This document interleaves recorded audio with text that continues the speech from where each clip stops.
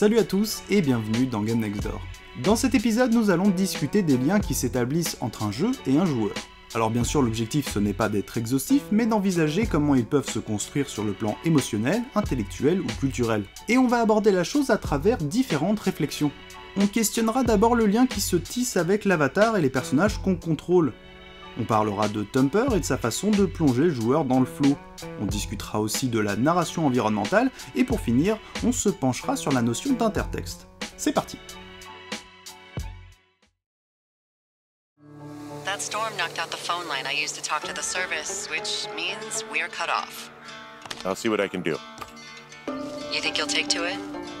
Being out here? The isolation gets to people. Firewatch place le joueur dans la peau d'Henry, un quadra dépressif qui, l'alcool n'étant plus suffisant pour noyer ses problèmes, se retire en forêt pour devenir garde-chasse. S'en suivra toute une intrigue autour d'un pseudo-mystère, rythmé par un flirt plus ou moins sain avec une autre garde-chasse, planquée derrière son talkie-walkie. Le jeu s'inscrit complètement dans cette mouvance des jeux d'aventure narratifs à la Telltale et Life is Strange. On n'y fait pas grand chose à part avancer de scénette en scénette et interagir avec un système de dialogue qui a un impact relatif sur la narration. Et c'est d'ailleurs sur ces dialogues que je veux vous emmener pour vous poser une question. Quand on vous demande de choisir une ligne de dialogue, est-ce que vous choisissez ce que vous diriez vous-même, ou est-ce que vous choisissez ce que vous supposez que le personnage dirait, ou une sorte de mélange des deux? Et c'est pas forcément évident, parce qu'au cœur même de ces jeux persiste une espèce de paradoxe d'entre-deux qui en fait probablement la force et la faiblesse. Et pour comprendre ça, il faut à mon sens en revenir à la question de l'avatar et au lien qui l'unit au joueur. Pour la petite histoire, le mot avatar désigne dans la religion hindouiste l'incarnation d'un dieu dans un corps terrestre. De la même manière, l'avatar est donc a priori l'incarnation du joueur dans le virtuel. C'est une enveloppe numérique soumise aux règles de l'univers dans lequel elle prend forme. Le lien le plus évident qu'on tisse avec l'avatar, c'est évidemment le contrôle. Je pousse le stick, il avance, j'appuie sur A, il saute, etc. Peu importe que sa forme me soit proche ou non, sans mes doigts de fée, il ne moufte pas. Pour beaucoup de monde, et ça semble logique au regard de l'étymologie du mot avatar, ce contrôle induit une projection de soi. En gros, l'avatar c'est moi. Et il y a énormément de jeux qui rentrent dans ce cas de figure. Journey en est un exemple assez simple. Le joueur se projette dans une silhouette drapée et c'est par son biais qu'il va interagir. On notera d'ailleurs que rien ne définit distinctement cet être et il ne ressent ni plus ni moins que ce que ressent le joueur. Rien ne suggère qu'il en sache plus que nous sur le monde qui l'entoure et ses découvertes sont les nôtres. Et si les rencontres avec les autres joueurs fonctionnent aussi bien, c'est probablement grâce à cette incarnation totale. Dans un autre style, Undertale joue aussi la carte de l'avatar indéfini pour faciliter la projection du joueur dans le monde des monstres. L'enfant n'est pas genré, il ne possède aucun signe particulier et il n'a aucune réaction au monde qui l'entoure, si ce n'est celle que le joueur lui prête en se projetant à travers lui. Bien sûr, tout ça est appuyé par les choix explicites et implicites qu'on est amené à faire tout au long du jeu. Alors pour pousser le délire un peu plus loin, on pensera aux RPG occidentaux, à la Elder Scrolls ou Fallout. Personnalisation physique de l'avatar, choix moraux et romantiques, tout y est fait pour que le joueur s'incarne pleinement dans le virtuel. Et même si on est d'accord, on y fait parfois des choses qu'on ne ferait pas en vrai, ce sont bien nos décisions, et même s'il est fantasmé et manipulé, l'avatar reste une projection de soi. Finalement, pour résumer, si l'avatar c'est moi, alors c'est que celui-ci n'a pas de personnalité propre, il ne peut pas vivre les choses autrement que le joueur ne les vit, et plus important encore, il ne peut pas réagir au monde qui l'entoure autrement que le joueur n'y réagit. Or vous le savez, c'est bien loin d'être toujours le cas. Depuis maintenant plusieurs dizaines d'années, le jeu vidéo nous a aussi placés au contrôle de personnages, et j'insiste sur ce mot, parce que si on a tendance à ne pas différencier personnage et avatar, ce sont pourtant deux concepts assez distincts. Un personnage, c'est une personne fictive, que cela soit au théâtre, au cinéma ou dans le jeu vidéo, c'est une personnalité créée par des gens pour exister dans une fiction.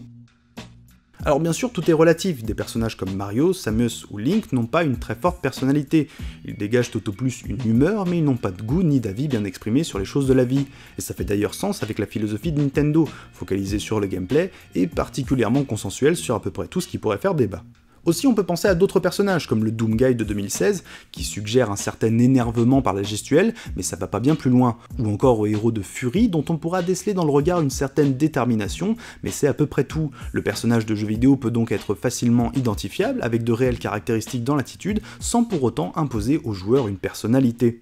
Mais quand il en vient au Kratos, Joel, Marcus Phoenix, Nathan Drake, Bayonetta et autres John Marston, Si vous avez contrôlé ces personnages, vous êtes sûrement capable de m'en dresser un portrait type, aussi peu subtil soit-il. Parce que s'il y a effectivement une certaine différence de profondeur entre un Marcus bourru et une Bayonetta tout en second degré, ce sont tous les deux des personnages écrits et qui existent de la même manière pour tous les joueurs. Leurs relations aux autres personnages et au monde qui les entoure leur appartiennent complètement. John Marston a son histoire, sa vision du monde, et à aucun moment le joueur ne pourra prendre de décision pour lui. Et tous les personnages d'un Final Fantasy ont leur propre motivation, et on ne les découvre que quand le jeu veut bien les délivrer. Nous ne pouvons jamais que témoigner, qu'observer les réactions de ces personnages. Le lien avec eux ne se construit donc pas sur l'incarnation, mais sur l'empathie. Que l'on approuve ou non leur choix, on peut au moins les comprendre, et c'est ce qui en fait des personnages crédibles. Tout ça nous ramène évidemment à Firewatch et Henry. Je crois qu'on s'accordera tous pour dire que Henry est un personnage avant d'être un avatar. Il a une voix, un caractère, un passé qui lui est propre, et qu'importe que vous décidiez si son chien s'appelle Médor ou Rex, ça ne changera pas grand chose à sa vision du monde. Son histoire et sa personnalité préexistent complètement le joueur, d'ailleurs le jeu ne sera qu'une fenêtre sur un moment de vie d'Henry. On en vient donc au fameux paradoxe que de tels jeux proposent. Dans 90% des cas, les réactions des personnages leur appartiennent. Comment ils s'expriment, comment ils voient telle ou telle chose, ne serait-ce que dans leur voix et dans leur ton, on peut déceler énormément de particularités. Pour moi, l'exemple le plus criant, c'est quand ils font de l'humour. Henry a notamment un certain goût pour la blagounette subtile, souvent pour dragouiller Delilah, la meuf du talkie-walkie. Si ça peut éventuellement m'arracher un sourire, c'est justement parce qu'en tant que joueur, je ne suis que spectateur. On me raconte une vanne. Ça a été écrit et c'est dit d'une certaine manière, exactement comme un Louis C.K. ou un Jerry Seinfeld peuvent asséner leur punchline. Que vous ayez la manette ou non dans les mains, la vanne fonctionne pareil. On est complètement dans l'empathie. Et pourtant, au moment des dialogues, c'est au joueur de décider par quoi Henry va répondre. En de brefs instants, Henry n'est plus seulement un personnage, mais il nous invite à orienter ses paroles. Pour quelques secondes, nous ne sommes plus seulement accompagnateurs et témoins, nous devenons décideurs, nous devons faire les choix d'Henry. Et c'est là que le paradoxe naît, et qu'il peut diviser les joueurs. Parce que d'un côté, faire les choix d'Henry, c'est participer à sa construction, c'est participer à ce qu'il est, c'est insuffler un peu de soi en lui. Et quel meilleur lien peut-on trouver que celui de donner un peu de soi? Mais d'un autre côté, ça veut dire que le personnage d'Henry n'est pas complet sans nous. S'il est incapable de faire ses choix lui-même, comment pouvons-nous le comprendre et donc avoir de l'empathie pour lui? Comment peut-il être crédible s'il n'existe pas tout seul? Et c'est déstabilisant parce que le lien que l'on tisse avec Henry est donc assez flou, et le problème qui se pose, c'est que si on ne comprend pas bien ce lien, il paraît difficile de comprendre ce que le jeu veut nous transmettre comme message. Par exemple, pour comprendre le discours de The Last of Us, il faut intégrer que Joel fait ses propres choix, le jeu nous place donc plus en juge qu'en pourvoyeur. A l'inverse, pour entrevoir la portée philosophique de Dark Souls, il ne faut pas chercher d'autres raisons d'être à notre avatar que celle de matérialiser notre propre volonté dans Lord Ran. Mais peut-être que Firewatch et ses semblables n'ont tout simplement pas le même objectif. Peut-être que dans leur cas, l'idée ce n'est pas de faire incarner ni de faire comprendre, mais de faire expérimenter. Peut-être que le lien qu'ils offrent aux joueurs n'est pas un moyen de délivrer un message, mais qu'il est le message lui-même. Car au final, la dimension ludique de ces jeux réside en grande partie dans ce lien, dans cette manière d'offrir aux joueurs une sorte de marionnette, de poupée vaudou, de la titiller et de voir ce que ça donne dans l'univers dans lequel elle évolue. Comme si nous étions une petite voix profonde qui venait orienter un comportement beaucoup plus complexe. Et c'est sûrement pour ça que chacun s'approprie différemment ces jeux. Certains tenteront d'aider Henry à s'ouvrir à Delilah, quand d'autres s'amuseront à le plonger dans un silence taciturne. Le lien avec ce que l'on contrôle devient le cœur même du jeu, au sens large du terme. Et sous cet angle, ces jeux narratifs à choix illustrent presque à eux seuls toute l'intangibilité de ce rapport, car si c'est le jeu qui le tend, c'est à celle ou celui qui y joue de le nouer.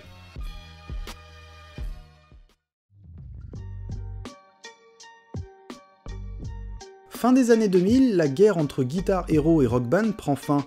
Après avoir saigné les portefeuilles de ceux qu'on appelait encore à l'époque les casual gamers, un terme qu'il vaut probablement mieux laisser au passé, les ventes s'essoufflent et plus personne n'a grand chose à faire des jeux de rythme. C'est dans ce contexte que naît Thumper, un jeu pensé et développé par deux anciens de Harmonix, Brian Gibson, designer, et Mark Fleury, programmeur. Les deux hommes, lassés des guitares en plastique et du rock'n'roll qui bastonne mais pas trop, décident de créer un jeu de rythme uniquement focalisé sur la force vidéoludique de ce concept, c'est-à-dire sa capacité à plonger le joueur dans le flow. Ils nomment d'ailleurs leur studio Joule, littéralement la bave qui coule sur le coin de la bouche.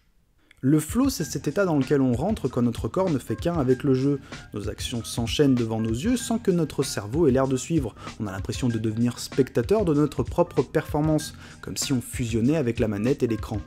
Dans Thumper, on contrôle un scarabée sur une piste musicale. Pas besoin de plus d'explications ou de descriptions, nous voilà lancés sur divers éléments avec lesquels il faut interagir au bon moment pour survivre. Un bouton et un stick suffisent à couvrir toutes les actions possibles, briser des murs, grinder les bords de piste ou s'envoler pour choper des arceaux. L'idée de flow, d'oubli de soi, a dicté tout le design de Thumper, visuellement, musicalement et mécaniquement. On traverse des environnements très abstraits, délimités par des formes pseudo-géométriques, dans un délire assez trippy. Chaque interaction provoque un feedback visuel plus ou moins important selon sa précision. Au niveau sonore, Thumper déstabilise au début par son côté amusical. Il n'y a pas vraiment de mélodie, juste des bruits sourds qui enveloppent l'action et se fondent avec les variations de gameplay. Et c'est d'ailleurs celui-ci qui vient donner de la rythmicité au tout. Chaque action agit presque comme une percussion et des enchaînements naissent une sorte de partition exécutée par le joueur.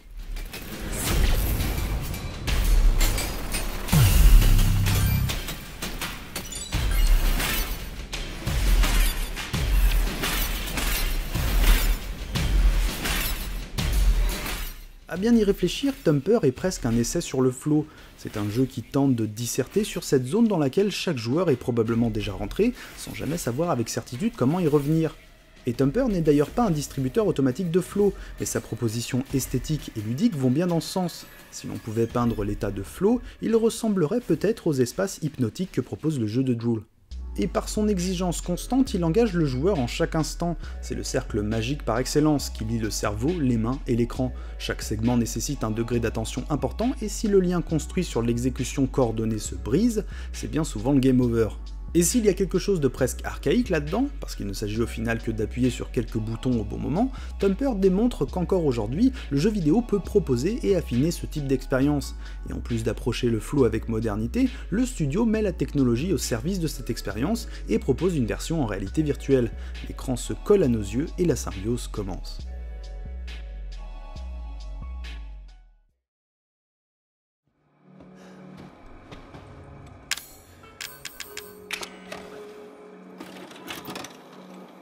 Le jeu vidéo aime bien nous raconter des choses avec des cinématiques. C'est pratique, la mise en scène est maîtrisée, et on est sûr que le joueur ne rate aucune information s'il se contente d'ouvrir ses yeux et ses oreilles comme il est habitué à le faire devant un film. Mais le jeu vidéo offre d'autres possibilités aux créateurs pour transmettre des histoires aux joueurs, et on va se pencher ici sur la narration environnementale. La narration environnementale est une mise en scène de l'espace de jeu avec des éléments environnants qui forment un sens et étendent le récit. Ce sont des objets, des conversations entre PNJ, des cadavres, des chansons ou des écrits qui nous interpellent et servent plusieurs objectifs. Le jeu peut nous prévenir d'un danger imminent, en disséminant plus ou moins subtilement des cadavres ou des litres de sang. Le jeu vidéo, la violence, tout ça. Ou alors on repose sur notre esprit de déduction pour comprendre ce qui est arrivé à tel endroit. Bon, souvent on se demande comment ces gens sont morts ou comment tout se sent écoulé jusqu'ici. Le jeu vidéo, la violence, tout ça.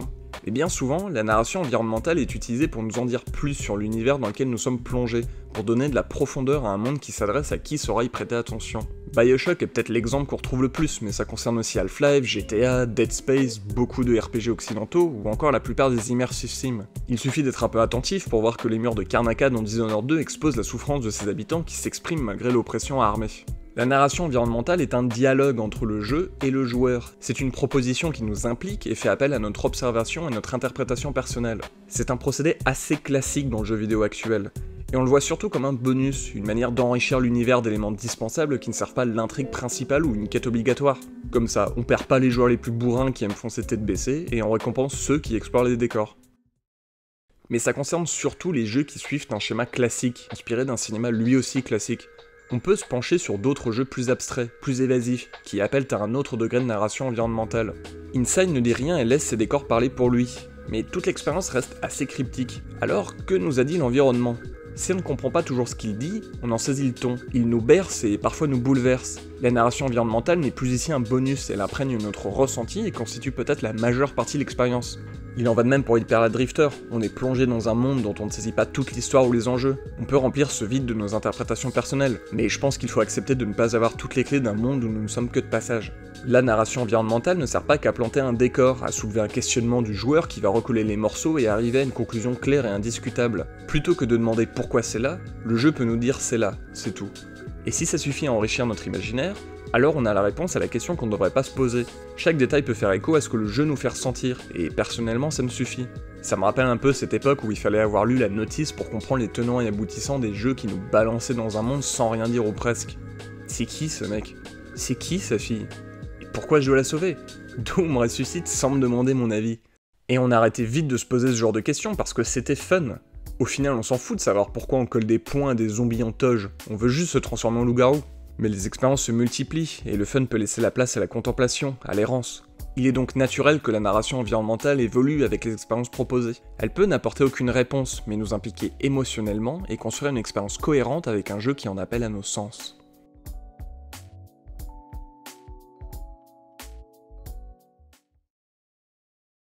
Under wraps for a long time. Here are 10 video game Easter eggs that took years to find. Before we hit that start button, subscribe to The Richest and be the first. J'imagine qu'on se mouille assez peu en disant que les joueurs sont très friands de références. Il n'y a qu'à voir le nombre de vidéos top 10 d'anecdotes et d'Easter eggs qui pullulent sur YouTube pour s'en convaincre. Et c'est vrai qu'il y a quelque chose d'assez ludique dans ce listing de choses que vous avez loupées dans tel ou tel jeu. Mais en rester à ce stade de la simple mention, c'est peut-être négliger l'importance que peuvent justement avoir certaines de ces références. C'est oublier qu'elles peuvent avoir une grande valeur intertextuelle. Alors ce qu'on appelle intertextualité, c'est la façon qu'un texte a d'emprunter à d'autres textes pour se construire. Et c'est vrai pour la littérature, mais de manière grossière, ce sont aussi les références et les influences qu'on peut retrouver plus ou moins directement dans une œuvre. C'est un phénomène qui est présent dans tous les objets de culture, et ce depuis bien longtemps, avant même qu'on ne se mette à le qualifier d'intertextualité dans les années 60. Bien sûr, derrière cette notion, il y a une réflexion, il y a une pensée. Assez simplement, elle postule que toute œuvre se construit comme une réappropriation de tout un ensemble d'œuvres qui lui sont antérieures. Par exemple, les Kill Bill sont des films bourrés d'intertextes, tant Tarantino fait de références à travers sa mise en scène et son montage. Et si vous avez vu Stranger Things, et que vous avez plus de 25 ans, vous avez dû probablement remarquer un ou deux plans familiers. Bien sûr, l'intertexte a de la valeur quand il dépasse le simple clin d'œil ou le petit easter egg bien geek, que cela soit le symbole des chasseurs de Bloodborne dans Firewatch, les portraits de la famille Mario dans Ocarina of Time ou encore les glyphes de la Horde du Contrevent dans Life is Strange. Ces références ne nous apportent pas grand chose. Avoir lu Damasio, ça ne vous donnera pas un éclairage supplémentaire sur les aventures de Maxine. C'est quand les références transpirent plus abondamment dans une œuvre qu'elles sont intéressantes. Mais si je me contente par exemple de vous dire qu'Hyper Light Drifter est grandement inspiré de Nausicaa et la Vallée du Vent, je ne vous en donne pas sa valeur intertextuelle, parce que l'exercice ici, ce n'est pas simplement de remarquer, mais d'essayer de comprendre. Et c'est bien là toute la force de l'intertexte, il peut accrocher le joueur qui tente de le décoder, il permet de renforcer l'implication de ce dernier en allant toucher son imaginaire personnel. Parce qu'un discours n'est jamais aussi efficace et appréciable que quand il se repose sur des références communes. Pour en revenir à Hyper Light Drifter, comprendre comment le jeu de Preston se réapproprie l'œuvre de Miyazaki, c'est mieux comprendre les allégories qui naissent dans le jeu, comme la matérialisation d'un démon intérieur et de divers maux causés par le vice des hommes. En embrassant les références d'un jeu, en les analysant, nous pouvons mieux cerner les intentions de son auteur. Le système de lucidité de Bloodborne fait énormément écho à la conception de l'horreur selon Lovecraft, qui réside souvent dans la limite entre la connaissance et l'inconnu. Et dans Bloodborne, quand on a de la lucidité, on voit des choses particulières qui nous renvoient à ce qu'ont pu vivre certains protagonistes des romans de l'écrivain.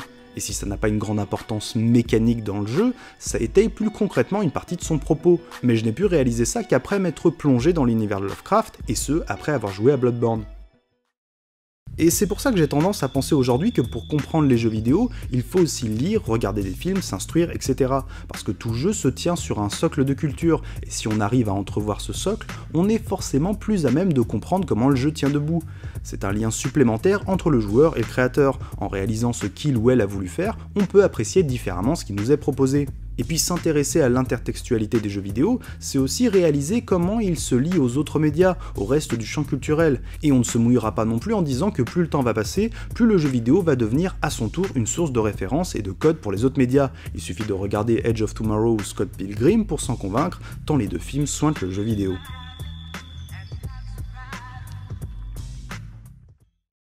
Merci d'avoir regardé cet épisode, on espère qu'il vous a plu et qu'il vous a suggéré quelques pistes de réflexion. Si tel est le cas, allez faire un tour sur notre page Tipeee pour nous soutenir si vous le pouvez, sans oublier de partager la vidéo aux gens de bon goût. A bientôt je l'espère, et évidemment, cœur sur vos manettes.